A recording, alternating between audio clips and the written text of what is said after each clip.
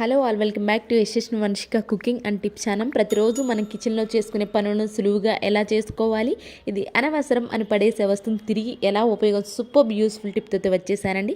Skip చేయకుండా చూడడానికి అయితే ట్రై చేయండి. ఏది మీకు బాగా నచ్చిందని కమెంట్ బాక్స్లో కమెంట్ చేయండి. యూస్ఫుల్గా అనిపిస్తే మాత్రం మీ ఫ్రెండ్స్ అండ్ ఫ్యామిలీకి షేర్ చేయండి. లైక్ అయితే ఇవ్వడం అసలు మర్చిపోకండి. ఫస్ట్ టిప్ని అయితే చూసేద్దామండి. ఈ రోజుల్లో ప్రతి ఒక్కరికి చిన్న పిల్లలని లేదు, పెద్దవాళ్ళని లేదండి, ప్రతి ఒక్కరి హెయిర్ ఫాల్ అయితే ఎక్కువగా ఉంటుందండి.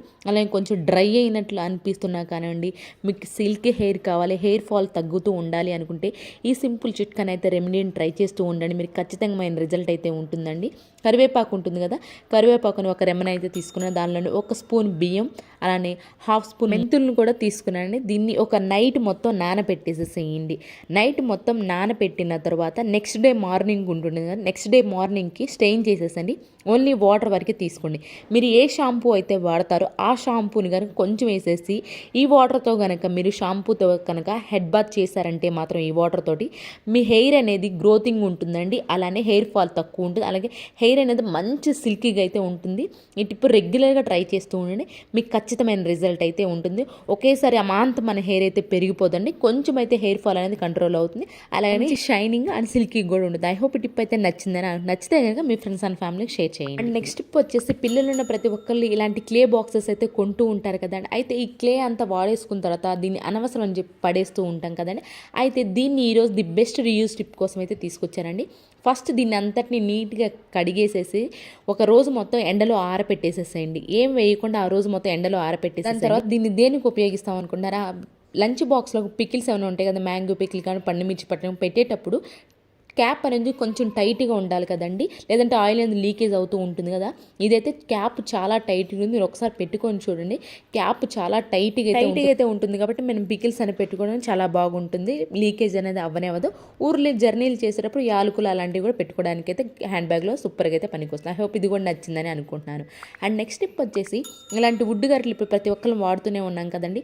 ఇవేంటంటే కొంచెం ఈ లైట్ కలర్లో ఉంటాయి కదండి. ఇవేంటంటే మనం రెగ్యులర్గా కర్రీస్కి వాడుతున్నాం అనుకోండి, కొంచెం గరిటె కూడా కలర్ అనేది చేంజ్ అయ్యి పసుపు కారం అలా అంటుతూ ఉన్నట్లు అనిపిస్తుంది. ఇప్పుడు మనం గోడలకి పెయింట్ వేసినప్పుడు రబ్ చేస్తూ ఉంటాం కదా, ఇలాంటి షీట్ ఉంటుంది కదండి. ఇలాంటి షీట్ని కనుక తీసుకొచ్చి మనం ఒకసారి ఆ గరిటె ఏదైతే ఉందో ఎల్లో మార్క్ ఎక్కడైతే ఉంటుందో అక్కడ కనుక రబ్ చేసామనుకోండి, నీట్గా అయితే పోతుంది. అలానే దాని నుంచి కొంచెం వుడ్ గరిటె ఫంగస్ అనేది ఎక్కువ ఫామ్ అవుతూ ఉంటుంది కదండి. అలా అప్పుడప్పుడు కనుక ఇలా క్లీన్ చేసుకుంటే ఆ ఫంగస్ అనేది ఫామ్ అవ్వకుండా, అలాగే ఎల్లో మార్కులు అవి ఇవి కూడా లేకుండా ఉంటాయి. ఐ హోప్ ఈ టిప్ కూడా నచ్చిందని అనుకుంటున్నాను. ఏది మీకు బాగా నచ్చిందని కమెంట్ బాక్స్లో కమెంట్ చేయండి. నెక్స్ట్ వచ్చేసి, ఇలాంటి జ్యూస్ ప్యాకెట్స్ కొన్నప్పుడు కొంచెం క్రాస్గా ఉన్నది పైకి పెడతాం, స్ట్రైట్గా ఉన్నది ప్యాకెట్ లోపల పెడతాం కదండి. అలాంటప్పుడు ఏమవుతుంది, అడుగున అనేది కొంచెమైనా సరే జ్యూస్ మిగిలిపోతూ ఉంటుంది కదండి. అలా జరగకుండా ఉండాలంటే నెక్స్ట్ టైం మీరు క్రాస్గా ఉన్నది లోపలికి పెట్టేసి స్ట్రైట్గా ఉన్నది పైకి పెట్టేశారనుకోండి, అడుగున చుక్క కూడా జ్యూస్ అనేది మిగలకుండా ప్రతి చిన్న బొట్టుతో సహా వచ్చేస్తున్నాడు. ఈ నెక్స్ట్ టైం ఎప్పుడైనా జ్యూస్ ప్యాకెట్ కొన్నట్టు ఈ టిప్ ట్రై చేయండి, మీకు అడుగున కొంచెం కూడా మిగలదు. అండ్ నెక్స్ట్ టిప్ వచ్చేసి, వాటర్ బాటిల్స్ కొన్నప్పుడు ఇలాంటి మాయిశ్చర్ అబ్జర్వ్ చేసే ప్యాకెట్స్ వస్తూ ఉంటాయి కదండి. మనం బాటిల్ నుంచి తీసి పక్కన పడేస్తూ ఉంటాం అవసరం లేదు అని. కానీ దీన్ని కనుక మరి ఎక్కువ మన సాల్ట్ అనేది ఊరికే తడితడిగా అయిపోతూ ఉంటుంది కదండి. అలాంటప్పుడు మీరు ఈ ప్యాకెట్ని కనుక వేసేసారనుకోండి, వర్షాకాలంలో ముఖ్యంగా ఈ ప్యాకెట్ వేసేసారనుకోండి, సాల్ట్ అనేది తడి లేకుండా ఉంటుంది. ఈ ప్యాకెట్ అనేది మాయిశ్చర్ ఏదైనా సరే ఈజీగా అయితే అబ్జర్వ్ చేయండి. అండి ఇప్పటివరకు చూసారు కదా, ఒకటైనా యూస్ఫుల్గా నచ్చి ఉంటే మాత్రం ప్లీజ్ ఒక లైక్ అయితే ఇచ్చేసండి. మీ యొక్క లైక్ నాకు చాలా వాల్యుబుల్ అండి. మీరు ఒక లైక్ ఇవ్వడం వల్ల వేరే వాళ్ళకి అయితే ఈ వీడియో సజెస్ట్ అవుతుంది కాబట్టి ప్లీజ్ ఒక లైక్ అయితే ఇచ్చేసేయండి. నెక్స్ట్ టిప్ వచ్చేసి, మనం మిక్సీ వేసినప్పుడు మసాలా కానివ్వండి, అల్లం వెల్లుల్లి పేస్ట్ వేసినప్పుడు ఆ జ్యూస్ అనేది ఖచ్చితంగా అడుగున అని పడిపోతూ ఉంటుంది కదండి. పైన అయితే రెగ్యులర్గా క్లీన్ చేస్తూ ఉంటాం, అడుగున అనేది పడిపోయినప్పుడు క్లీన్ చేసినా కానివ్వండి, మసాలా అనేది కొంచెం అయితే స్మెల్ వస్తూ ఉంటుంది కదా. అలాంటప్పుడు మీరు మసాలా స్మెల్ రాకుండా ఉండాలంటే వైట్ వెనిగర్ ఉంటుంది కదా, వైట్ వెనిగర్ను కొంచెం అయితే తీసుకొని టిష్యూ పేపర్ని ఇలా ఫోల్డ్ చేసి, ఏదైనా పాత క్లాత్ ఉన్నా ఓకేనండి, ఇక్కడ నేను టిష్యూ పేపర్ వేసాను, పాత క్లాత్ అయినా తీసుకోవచ్చు. ఒక్కసారి ఇలాగ మొత్తం డిప్ చేసేసి దానిలో వెనిగర్లో ఇలా చుట్టేసేసామో అనుకోండి, ఎలాంటి ఘాటు స్మెల్ వస్తున్నా కానివ్వండి, మసాలా స్మెల్ లేకుండా ఉంటుంది.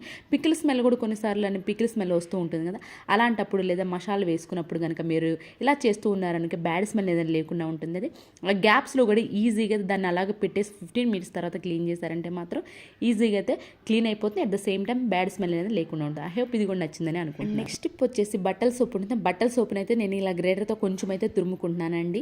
అలానే మనం స్నానం చేసే చేసే సోప్ ఉంటుంది కదా, ఏ సోప్ యూజ్ చేస్తే ఆ సోప్ని దాన్ని కూడా కొంచెం అయితే తురిమేసుకొని దేనికి ఉపయోగిస్తాం అనుకుంటున్నారా? మనం డోర్ మ్యాట్స్ కానివ్వండి లేదా మసి క్లాత్లు కానివ్వండి వేడి నీళ్ళలో నానబెట్టుకుంటూ ఉంటాం కదండి, దానిలో సర్ఫ్ కానీ లిక్విడ్ కానీ వాడుతూ ఉంటాం కదా నానబెట్టుకోవడానికి. ఇన్ కేస్ ఎవరైనా సరే సర్ఫ్ కానీ లిక్విడ్ కానీ ఎక్కువ కాస్ట్లీ ఉంది, ఖచ్చితంగా కాస్ట్ అయితే ఉంటుంది కదండి. మసి క్లాతులకి అలాగే డోర్ మ్యాట్స్కి అంత కాస్ట్లీ సర్ఫ్ వాడడం ఇష్టం లేని వాళ్ళు ఎవరైనా ఉన్నారే అనుకోండి, సేమ్ ఈ రెండింటిని తురిమేసి మిక్సీకి వేసిన తర్వాత ఆ పౌడర్ అయితే ఏదైతే వస్తుందో వాటర్లో ఇలాగే సేమ్ నానపెట్టేసుకొని మసి క్లాత్లు కానీ డోర్ మ్యాట్స్ కానీ పెట్టేసుకున్నారనుకోండి, నీట్గా క్లీన్ అయిపోతాయి. ఎలా క్లీన్ అవుతాయి అనే అనుమానమే అవసరం లేదని చాలా నీట్గా క్లీన్ అయిపోతాయి. అలానే మంచి వాసన, మనం నార్మల్ సోప్ కూడా కలిపాం కాబట్టి మంచి వాసన అయితే వస్తుంది. సర్ఫ్ లిక్విడ్ ఎక్కువ కాస్ట్లీగా అవుతుంది, అలా మసి క్లాత్కి ఇంత అవసరం లేదు అనుకునే వాళ్ళు ఈ టిప్ ట్రై చేయండి, మీకు ఖచ్చితంగా వర్క్ అయితే తీరుతుంది.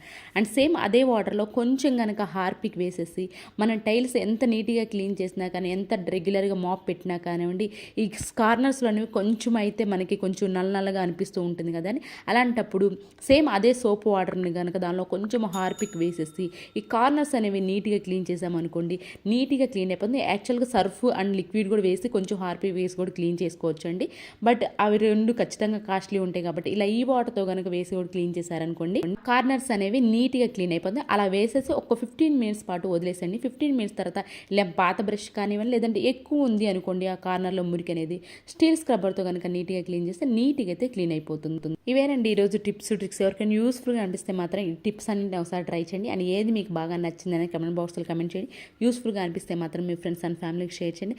లైక్ అయితే ఇవ్వడం అసలు మర్చిపోండి. రేపటి వీడియోలో మంచి టిప్స్తో మళ్ళీ మీ ముందుకు వస్తాను. అంతవరకు మీ అందరూ హ్యాపీగా ఉన్న హార్ట్ఫుల్గా